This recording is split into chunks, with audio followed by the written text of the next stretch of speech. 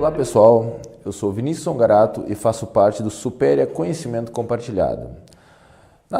O Superia nada mais é do que uma plataforma em que eu e alguns colegas vamos, como o nome já sugere, compartilhar um pouco do conhecimento jurídico que a gente veio a ter através de alguma experiência já na atuação na advocacia corporativa.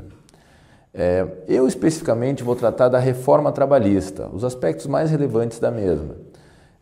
Agora no dia 13 de julho foi sancionada pelo presidente Michel Temer a lei número 13.467, que foi popularmente chamada de reforma trabalhista e trouxe alteração em mais de 100 dispositivos da CLT, já uma lei bastante antiga que já passou por reformas, mas talvez esta seja a maior das reformas que veio a acontecer com a CLT.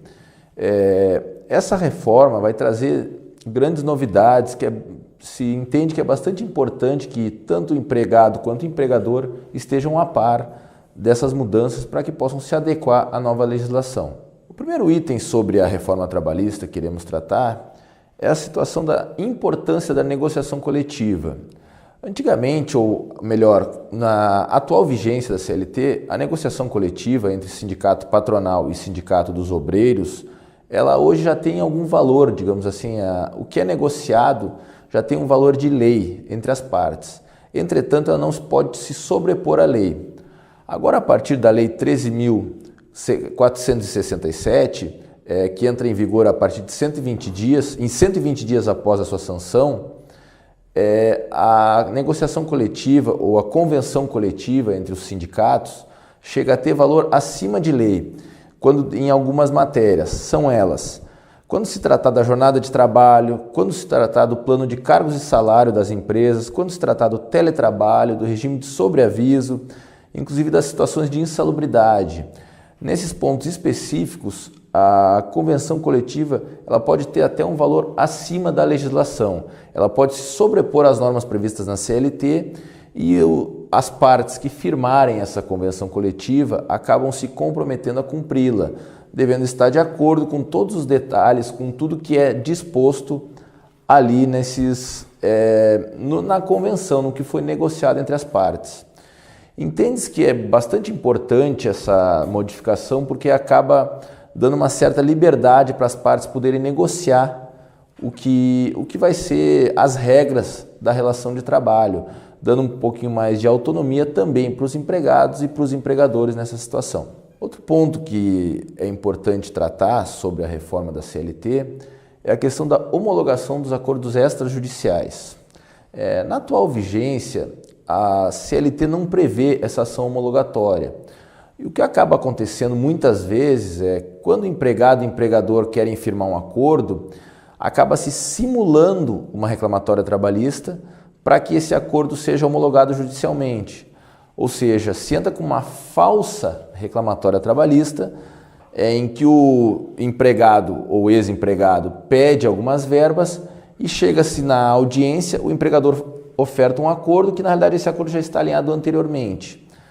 Com a nova legislação, com essa alteração proposta na reforma trabalhista, há uma previsão legal, uma normatização da homologação dos acordos.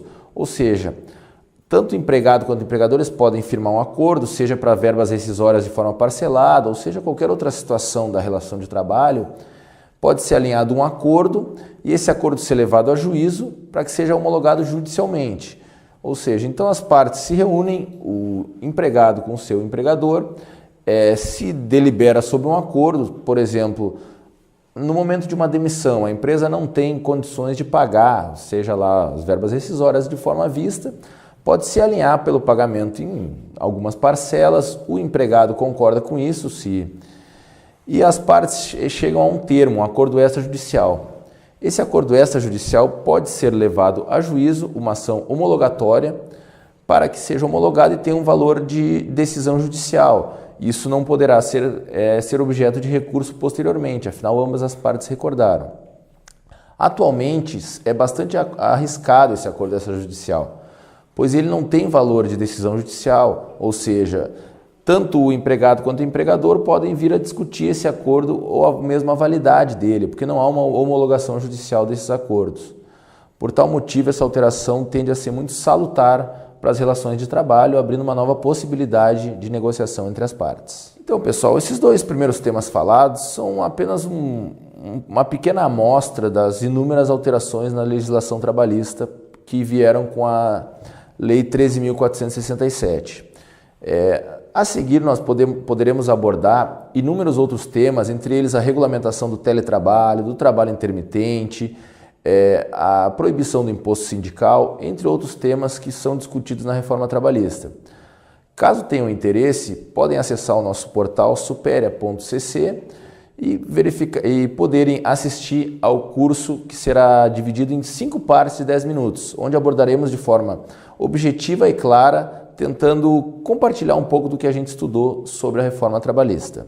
Um abraço, até mais.